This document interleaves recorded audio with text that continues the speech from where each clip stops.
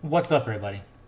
This is going to be a long-winded thought discussion, a little bit of theorizing perhaps towards the end as well, for one of the Emperor's more secretive and destructive forces at his disposal.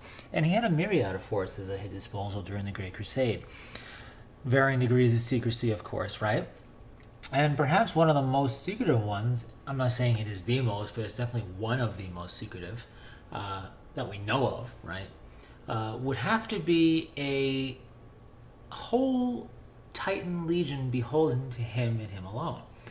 This is the Titan Legion known formerly as Titanicus Tyrannic Ordo Sinister, or the Ordo Sinister, also is known as Nightmare Titans, the left hand of the Emperor, and Masters of Fear.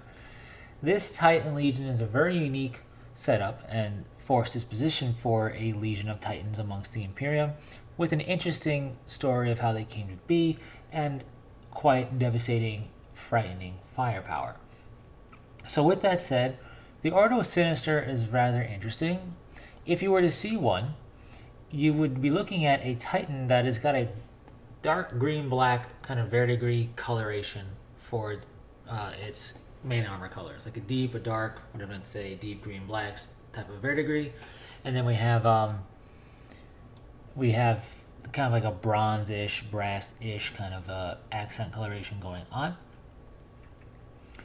When you looked upon the Titan, you would have noticed that there is no standard markings on the Titan in terms of what you'd expect for a legion of Titans. There's no symbol or anything other than their badge, which is a snarling silver lion head that looks really awesome and really sinister, fitting, right? And with that, you'll also see the words Ordo Sinister Pavore Domitur. I pronounced that horribly, which translates as Masters of Fear from High Gothic, the lore in the setting. Now, what's interesting as well is alongside that, you'll see a designation for the Titan. Now, the way this designation works is that you have 4 separate but allied crypt fortresses, and or fortress crypts: Occidentalis, Orientalis, Polaris, and Borealis. The Titan's name is the location first, followed by a hyphen, and then the name of the Titan. So Borealis Thune, Occidentalis Carrion, and so on, which is an interesting naming structure. So we now know a little bit of what the Titan looks like, the symbol of this Titan Legion that is very mysterious, and their naming structure and the name of the Legion and so forth. So where are they based? Well, they are based on Terra, in one of those 4 fortress crypt chambers, right? That are independent from each other, so fully self-contained, but allied. Okay. A little, whiff of suspicion here. So, what makes this so crazy, right? And again, we're looking at it purely on the lore side. I'm not looking at any rules or anything like that. Well, to go to that, we could go to the beginning of this legion. This Titan Legion is the product of what's known as the oblation by the Mechanicum. And while we don't know how long the idea or the concept or the creation of the Ordo Sinister lurked in the shadows, we do know that at some point the writ of compulsion was issued by the Emperor to the Mechanicum at large, requiring them to deliver a total of 25 fully operational Warlord-class battle Titans to the Vault Imperialis in perpetuity, right? This is a huge chunk of firepower. We're not talking Warhounds and Reavers. We're talking purely Warlord class. Now, the Imperator class is bigger, sure. But for kind of, if you want to think about like ships of the line, if you think of like a Navy thing, the Warlord class is some of the biggest that you get. So, huge chunk of firepower, 25 of them. The Mechanicum was outraged. They view this as a breach of the spirit of the Treaty of Mars, if not an outright actual breach that they could, rebel against. They feel the spirit behind the idea of the Treaty of Mars and the Martian and Mars independence and all that jazz is being trampled upon by this oblation, as they called it. But after a meeting with the Fabricator General and basically having an audience with the Fabricator General and the Emperor and so on, the deed was done. Multiple Forge Rolls had to put forth Warlord-class Titans.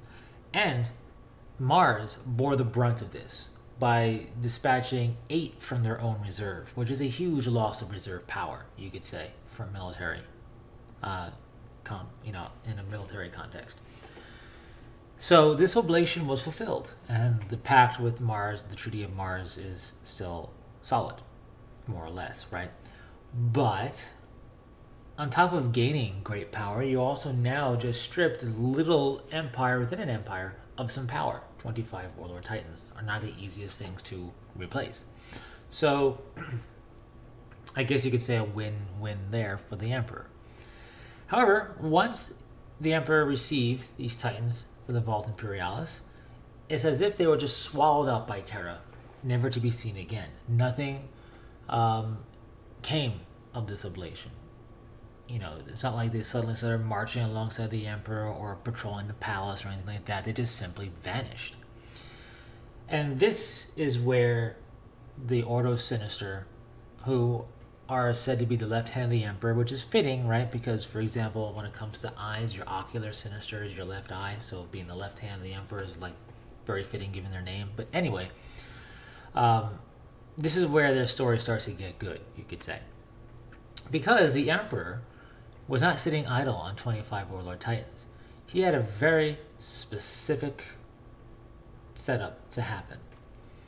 And that is to not just modify these Titans, but to fully rebuild them around a device of basically his own doing and only his direct command to allow it.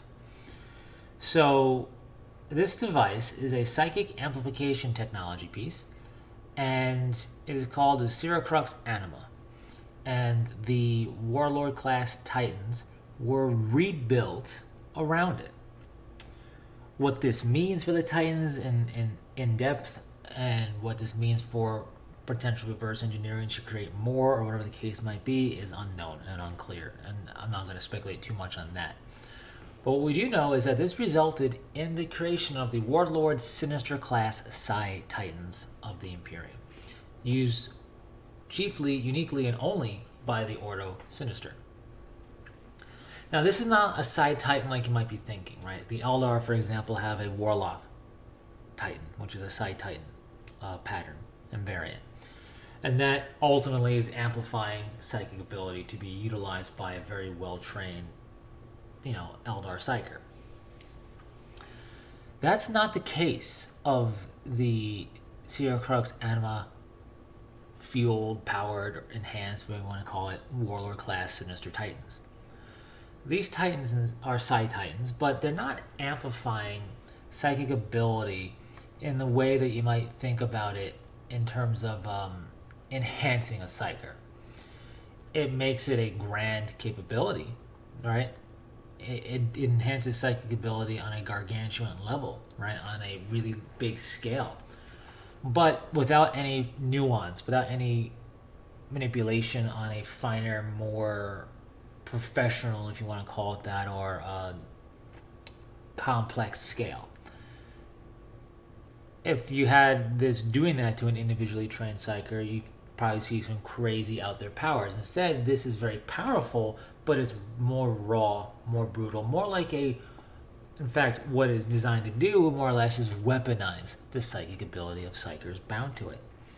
So this is what is at the heart of every Warlord Sinister class Psi Titan.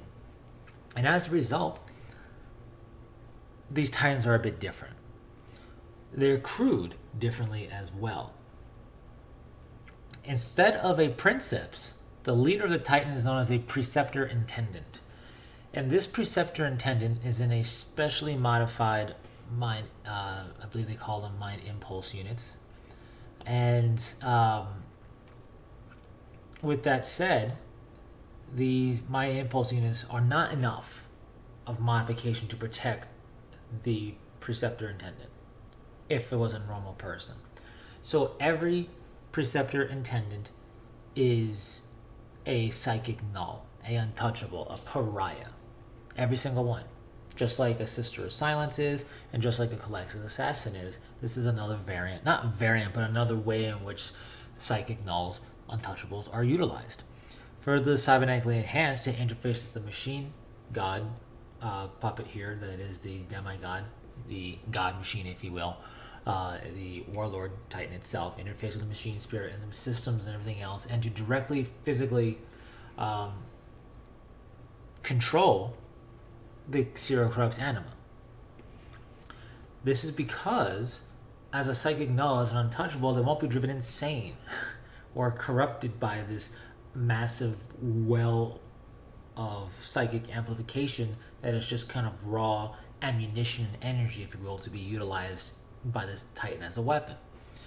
So where is it getting this psychic ability to amplify if the runner of the titan, if the preceptor intendant, is not a psyker but a null instead? Well, this is where the rest of the crew comes in. A typical battle titan has the princeps with Moderati, who crew the titan and assist the princeps. Well, we don't have a princeps, we have a preceptor intendant, and we don't have Moderati. Instead, we have numerous alpha grade level psychers surgically locked in place and slaved into the Crux anima, never to leave it again until they die.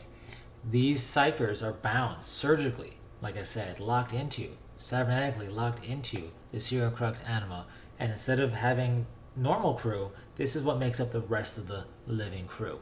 There's also some machine spirit homunculi to assist the preceptor intendant, but outside of that, it's just the preceptor intendant and a whole bunch of the damned alpha grade bound, surgically locked in place psychers that the Crux anima enhances, but also drains and bleeds off that power to enhance, basically weaponizing these living people psychers into a weapon of energy to be basically utilized in several different ways. This is the horror of the thing that should not be, the Warlord Sinister Psi Titans, and therefore the Ordo Sinister. Every single Titan they wield is a Warlord Sinister Psi Titan and has this abomination going on inside of it.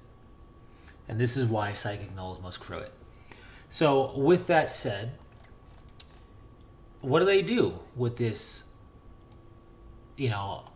potential of psychic energy being amplified and directly bled off from the psychers? Under the control of the preceptor intendant, they are the ones actually, turning the knobs, if you want to say, and flipping the switches to do this stuff. Well, first and foremost, the Titan has a special rule. Now, I'm not going into the special rule aspect of stuff, but I am going to the lore, like I said. And this is the Shroud of Terror. Now, this isn't a psychic ability that they have to conjure up and roll for or anything like that. This is a special rule for it just existing, right? This abomination, this Titan that should not be, merely existing like it does, is why it has the Shroud of Terror. So I'll just read it. Such is the psychically amplified shroud of soul-deep terror that hangs about a side Titan that even the strongest willed soldiers will break and flee in panic if close to the war machine. The very air of cities in which they tread become haunted by the nameless dread of their presence. So, just by being this thing and having this amplifier within, and the bound psychers and the untouchable and close proximity and all that jazz, you have a Shroud of Terror right here. Without doing anything, just by existing, beings too close are going to be driven into a flee and panic and into a fear-induced state, and whole cities and the very air about them feel haunted by their presence. This is very well displayed in the lore by the very first showcase of the Ordo Sinister. The Sinister class Titan from Polaris, Albadalac, or I wouldn't pronounce that, made the presence of the Ordo Sinister known to the wider galaxy by going to quell an uprising, or a potential uprising, or an uprising in the works, however you want to put it, on Skagen 6. Skagen 6 was a world that was becoming rife for sedition and civil war and strife in that regard. It's just, it was under compliance, and then it's just slowly been devolving, right? Well, the fledgling Imperium's answer was to send a bit of a fleet with a warlord, Ordo Sinister, Psi Titan amongst them. Just one. And this Titan, which was given the name King of Fear, or the King of Terrors, I should say. The King of Terrors, because it says Master of Fear next to the Ordo Sinister name. So instead of being Albadalac, the populace, the natives of the planet, simply whispered the name that they gave it, the King of Terrors. And without firing a shot or blaring its war sirens in anger, this Titan, with only the snarling lion head as its symbol, marched through the city that it landed at. And without firing a shot or blaring its war horn, like I said, it quelled a potential uprising completely, just by existing. A really good example is Shroud of Terror. So, with that said, now let's get into the good stuff, you could say. The 3 abilities, potentially a 4th called Quickening, that makes a Titan move unnaturally fast, but I think that might be from Titanicus only, and I'm not going to get into that stuff. So, from Book 7, where we get the debut of the lore and everything, the Warlord Sinister has 3 psychic powers. Depending upon which one, of course, the Preceptor Intendant is conjuring forth or manipulating for, you could say. Kind of almost being a weird, like, artificer, alchemist doodad by draining off psychic energy via the amplifier and having it go forth as one of these 3 things, depending upon what's needed. One is a death pulse. A pulse of psychic energy that represents the hatred and murderous torment of the psychic trapped within. It's a pulse psychic power, and it deals great damage to anything it touches. Pretty dangerous, for sure. Another is Antipathic Tempest. The Titan's head is crowned with a halo of unhallowed lightning and hurricane force winds that it can unleash on flesh and machine alike for, obviously very dangerous results. Now, before we get to the 3rd one, I'm not exactly sure how the Preceptor Intendant is able to channel forth the energy to do certain things, right? I don't know if these 3 abilities are just kind of programmed into the capabilities of the Zero Crux Anima, or if it's at certain power levels siphoned off that certain things happen depending on what they're looking to siphon off. I don't know. However, the final power is perhaps the one that costs the most, called Necrotechica, or however you want to pronounce it. Ghostly light courses across the Psi Titan's hull, reknitting shattered armor and broken machinery. So basically, this Warlord Titan can heal itself.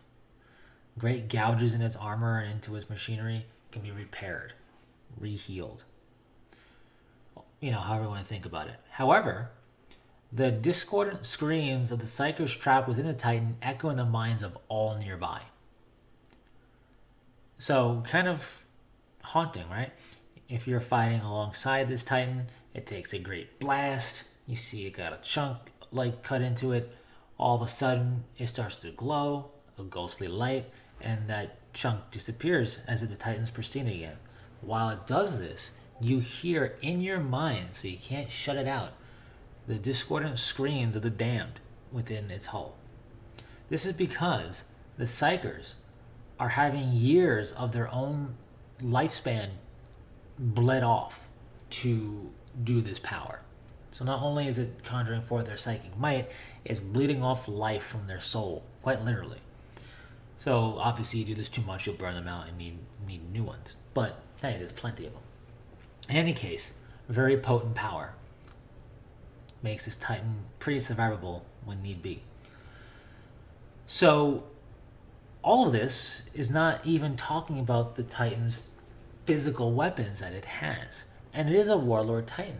So it has 4 main weapon points, you could say.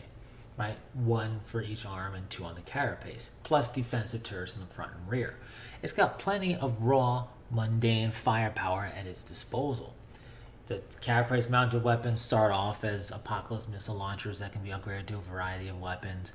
The right arm starts off as a Bellicosa volcano cannon, which can be upgraded to a variety of things, including a Titan's, a Titan Power Claw type setup for it. But it's the Titan's left arm that is its signature weapon. For this is a weapon that can never be replaced, and every single Warlord Sinister Titan possesses this weapon. This is the Sinister Manus Tenebrae, or translated from the lore, Left Hand of Darkness. This is powered by the Cirocrux Anima. So it's not just for doing psychic powers, it's also for fueling this weapon. This is quite fitting of a name for the one of the images we have is of a Warlord Sinister Titan fighting, and it's firing its carapace weapons. It looks like it's getting ready to fire the Left Hand of Darkness, and it's just got a ball of darkness around it. And that's what that weapon does. When it's fired, it basically eats all light, and this ball of darkness just flies to the target point. So when it detonates, the detonation is very similar to a vortex weapon, causing a momentary rift breach into the warp. When it does this, it causes the complete annihilation in the immediate impact area of the Left Hand of Darkness's blast. So you shoot it, that projectile hits the target, immediate annihilation in that area, and a momentary forced warp breach happens, similar to what a vortex weapon does. The remains are hurled into the Empyrean, basically the warp, and then the warp rupture will self-seal, despite the nature and byproduct of it. This wouldn't be too bad if that was the end of it. And what's interesting is that this weapon is a hybrid of strange things, making it more similar to a mutilated warp drive than a conventional weapon.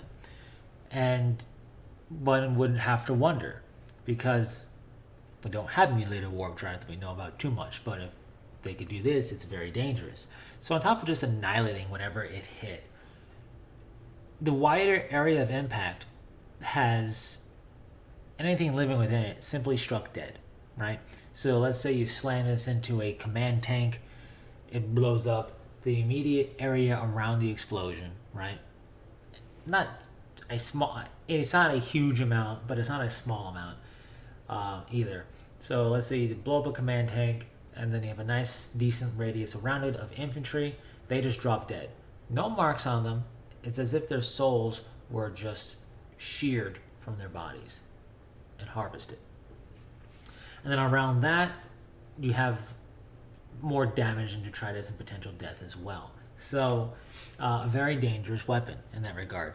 Not necessarily stronger than something like a vortex missile or whatever else, for they do similar things. It's the ability to sever life like it does around that as well that makes it truly dangerous and just very dark as a weapon. And that is the signature weapon, the Left Hand of Darkness. Every single Psi Titan has that. Whatever the other weapon configuration is up to the Titan, but they never replace their Left Hand of Darkness. So, with that said, we do know also that when they do take losses and these Titans can be destroyed, several have been in the lore for sure, when plausible, obviously they would have to be victorious, whatever the case is, but whenever possible, the Ordo Sinister will reclaim the remains of their downed Titan, which makes sense on any Titan Legion's level, but especially one here. So, with that said, the Ordo Sinister is not just strange in how it fights and what it fights with. It's also strange in how they, end up in the roster of battle. For they're only under the command of the Emperor, and it's a kind of a interesting, telling choice that the Emperor never gave anybody the authority to command one of these Titans. Not even Horus the War Master, when he was still loyal, had the ability to command one of these Titans if he even knew they existed. That's how close to the chest the Emperor had this legion. So, only response to the Emperor, they show up in small numbers. Now, granted, 3 to 5 of Warlord Titans is not necessarily small in any stretch. But compared to a traditional Titan Legion and their roster of battle, it's a small number. They show up basically unannounced, unlooked for, unknown. They make their appearance. When they are actually joining battle is when most of the Imperial forces even know they're there. They do their deed, whatever their specific objective is, which isn't necessarily fighting the battle from start to finish. It might be downing the Warlock Eldar Titan and its retinue. It might be, piercing a certain stronghold. Whatever their supposed job is, once they show up and do it, they leave just as mysteriously. A good example of this is the Battle of Prospero. The Censor fleet, the Censor host, which was commanded by Leman Russ, had within it, I believe, 5 of these Titans. And Leman Russ didn't even know they were part of the battle roster until they started fighting alongside him. So that's how secretive they enter play and do things. It is because of this very nature that we go into the theorizing here to finish up this long-winded ramble for sure. And this theorizing is that the Imperial scholars that know of this Titan Legion's existence speculate that perhaps this is an unfinished project, an experimentation that was being field tested for whatever reason, right? And we never will know because the Horus Heresy happened and stamped out so many different things that had potential. Now, the Ordo Sinister is not destroyed during this time. In fact, they more than likely, we have some older fluff about them post-heresy, but they will be surviving the heresy more than likely, right? Of course. So this Titan Legion will exist and past the Emperor's interment of the Golden Throne and into the post-heresy time period. What becomes of their 4 fortress crypts, I don't know. But they will have survived. In any case, that doesn't mean they get to have their project finished or continued on in the way it was meant to. So, the reason for this thought is the fact that we don't see the Legion fight as a whole. Even in the most direst of battles, we don't see this happen. So, it's thought that perhaps the Ordo Sinister is being field tested, trying to see perhaps how Psykers and Psychic Nulls can operate together. With obviously one dominating the other, but still, how effective is that? Does it have any adverse effects on psychic amplification? Does it have any adverse positive effects on resisting enemy psychic attack? For they do seem to be fielded to make use of their psychic weaponry and psychic technology and tactics as a Titan Legion against things like that, or where it comes to the fore, like a Skagan 5 or 6, where it didn't fire a shot, it just used its presence of dread to instill order again. It looks like they're testing what the Syracrux Anima chiefly can do, or at least the Emperor is. For this is the Emperor's own technological, not so much creation, but project specifically. Only he is able to permit a force to use it, and only he permitted the Ordo Sinister to use it. That's the whole point around them. So, with that said, it is interesting because perhaps this is some sort of test. If not to potentially scale down the Syracrux Anima to be in smaller chassis, or scale it up to be used as a starship weapon, it could be a test of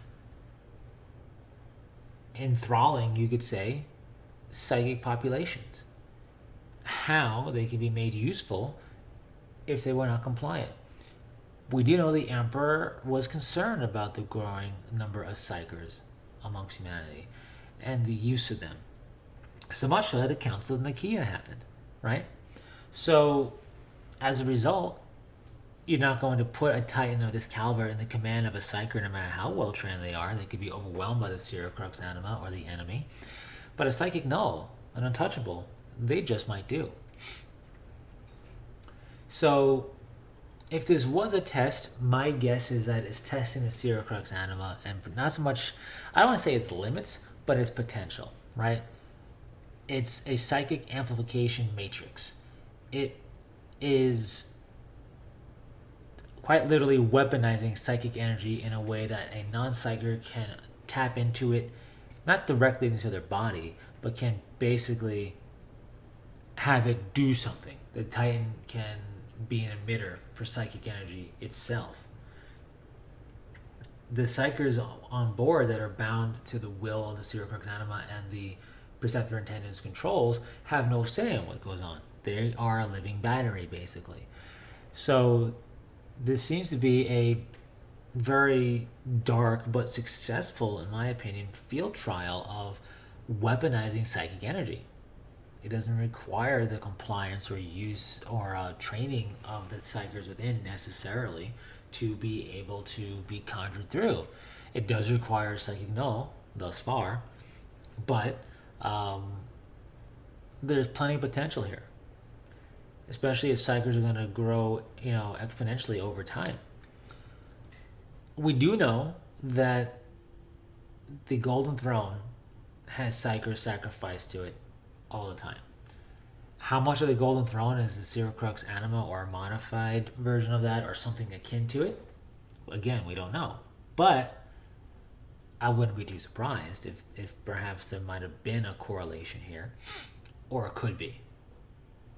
Regardless, though, the Ordo Sinister is a Titan Legion of remarkable power.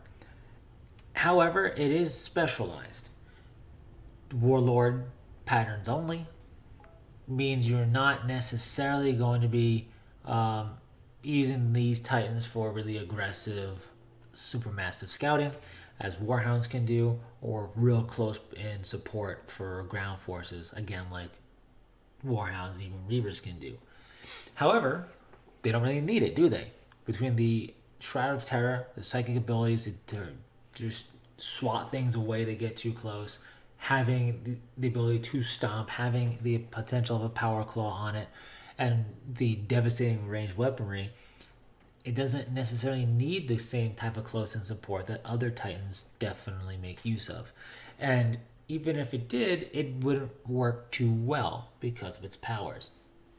So, whatever the case is, whatever tests were going on, I feel they were successful. The Ordo Sinister functions. And who knows? Perhaps if the Great Crusade was able to conclude successfully, we might have seen more psychic amplification places to do a myriad of things. Power shields, power up a cannon, be an amplifier for some type of things like the abilities from the Titan here.